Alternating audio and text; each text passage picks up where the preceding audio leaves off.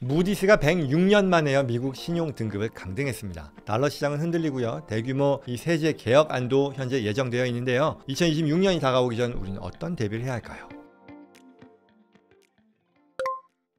요즘 미국 경제요 심상치 않죠. 국채 입찰도 부진하고 주식시장 출렁이고 있습니다. 어느 방향으로 갈지 모르겠다. 물론 최근 며칠은 오르고 있습니다만 게다가 미국 신용 등급까지 떨어지면서요 달러의 약세가 이어지고 있는데요. 이럴 때일수록 철저한 재무 전략과 세금 대비가 정말 중요하다고 하겠죠. 들어가기 전에요 이 채널은 미국 법, 세법 그리고 파이낸셜 플래닝에 대한 전문 정보를 쉽게 제공하고 있습니다. 더 많은 유익한 컨텐츠가 계속 올라올 예정이니까요. 아직 구독하지 않으셨다면요 지금 구독과 좋아요 눌러주시고요. 궁금한 점들은 댓글로 남겨주시기 바랍니다. 개별 상담이 필요하시면 영상 설명란과 이 고정 댓글에 연락처로 재생컴퍼니에 언제든 편하게 연락하시기 바랍니다. 자, 2026년 세금 리스크라고 할 텐데요. 카운트다운이 이미 시작됐다라는 얘기입니다. 미국 정부의 부채가요, 지금 36.2조 달러로 GDP 대비 124%를 넘어섰습니다. 만약 이번에 나온 이 One Big Beautiful Bill이죠. BBB 플랜이요, 원안대로 통과된다면요. 이러한 누적 적자가요, 10년 동안에 걸쳐서 3조 달러 이상 더 늘 것이다라는 전망도 있죠. 재정이 악화될수록 세율 인상이라던가 공제 축소라는 것은 불가피할 것이다라는 그런 예상이 나오는데요. 그리고 또 이와 맞물려서 우리에게 가장 가깝게 다가올 변화가요 2026년 1월로 예정된 이 평생 증여 상속 공제 축소입니다. 현행 공제 범위를 유지하려는 그런 논의가 있고 또 BBB에도 들어가 있긴 하지만 지난번 제가 별도 영상으로 다루었던 것처럼 이게 공화당 입장에서는 버리는 카드가 될 가능성도 충분히 있다라는 게 전문가들의 예측이다라는 거죠. 그래서 결정이 바로 나지 않으면 면제액이 대폭 줄어들 가능성도 있다라는 거죠. 해외에 거주하냐 국내 거주하는 거냐와 상관없이요 미국 시민권이나 그린카드를 소지하고 있다면 모두 이러한 대상이 될 수 있기 때문에 지금부터 준비하지 않으면 세금 폭탄을 맞을 수도 있다는 그런 얘기겠죠. 투자와 환율에 있어서의 쇼크 또 리스크일 텐데요. 달러 약세 그리고 5% 이상 되는 금리입니다. 최근 30년 만기 국채금리가 다시 5% 돌파하면서요. 전통적으로 안전자산이다라고 평가되던 어떤 미국 장기채가요. 변동성의 어떤 촉매 캐럴리스트 역할을 하고 있다라는 얘기입니다. 달러 인덱스는 일주일 사이에 2%가량 급락했고요. 또 그 여파로 원달러 환율도 크게 출렁이었습니다.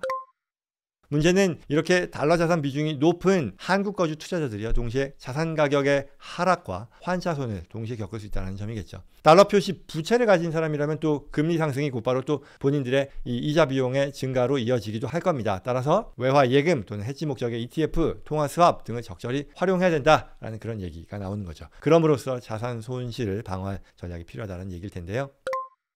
그 밖에도 또 연금이라던가 현금 흐름에 있어서의 압박입니다. 이자 부담이 커지는 시기이기 때문일 텐데요. 지금 계속해서 이 미국 30년 만기 모기지 금리가요. 떨어지지 않고 오르고 있어요. 7% 선을 넘보는 상황이죠. 또 BBB 등급 회사채 금리도 6%대 달하면서요. 예금 또는 머니마켓 펀드 수익률은 5% 중반대를 제시하고 있죠. 이러한 어떤 금리 환경 속에서요. 401k와 같은 연금 계좌를요. 그대로 방치해 두고 제대로 투자하지 않으면 기회비용이 꽤 커진다는 얘기죠. 예컨대 이러한 것들을 펀드로 리밸런싱을 하는 것을 미루는 것만으로도요. 예를 들어 6개월이 미뤄졌다라고 해서 현금 소득이 없는 이자 소득이 없는 그런 계좌에 둔 상황이라면 10만 불 기준으로 연 2,500불 이상의 어떤 추가 이자를 놓칠 수도 있는 거죠. 결국 이런 것들을 잘 챙기는 것이 향후에 은퇴 이후의 어떤 연금의 안정성을 좌우하게 된다라고 할 겁니다.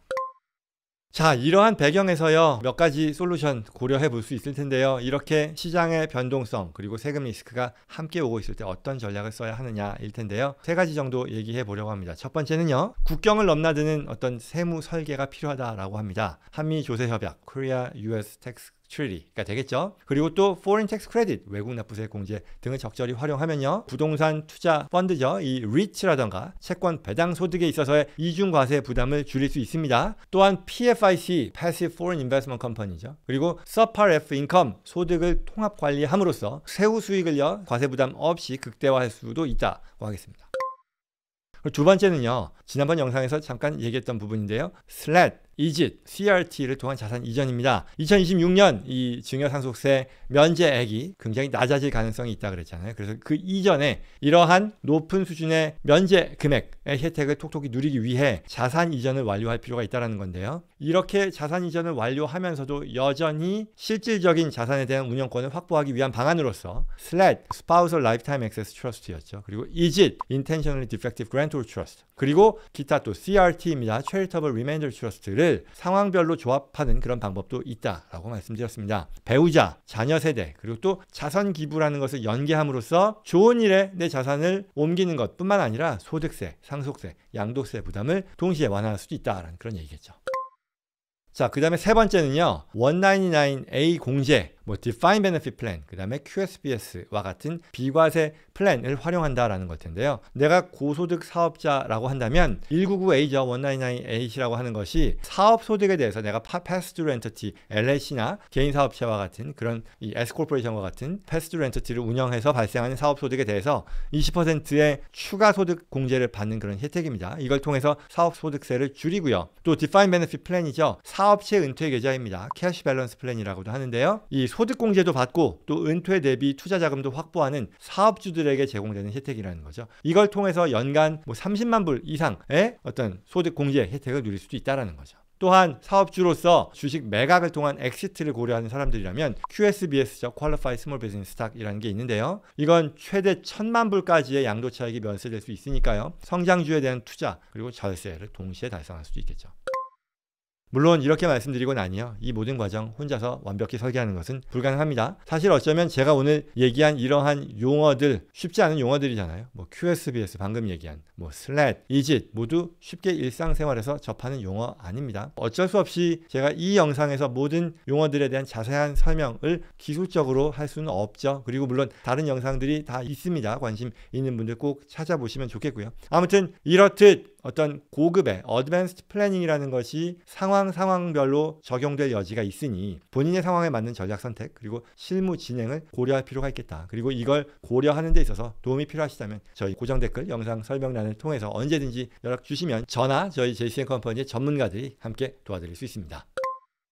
결론입니다. 국채시장의 불안, 시장 환경의 변화, 세법의 변화, 시기가 맞물린 지금부터 이제 내년 2026년 초까지는요, 자산 구조를 재편할 수 있는 굉장히 중요한 타임입니다. 세금 문제라는 거는 조금이라도 절약할 수 있을 때, 줄일 수 있을 때 움직이는 게 진리잖아요. 누가 이런 얘기를 했었죠? 어떤 회사, 어떤 사업 또는 투자에 있어서 가장 큰 단일 비용 항목으로서 세금보다 더 큰 건 없다라고 얘기를 했는데요. 사실 맞는 것 같아요. 결국 그걸 얼마만큼 줄이느냐가 나의 넷 인컴을 얼마나 살찌울 수 있느냐에 있어서 가장 중요한 포인트니까요. 지금부터 전문가와 함께 로드맵을 점검해 주시기를 권장드립니다.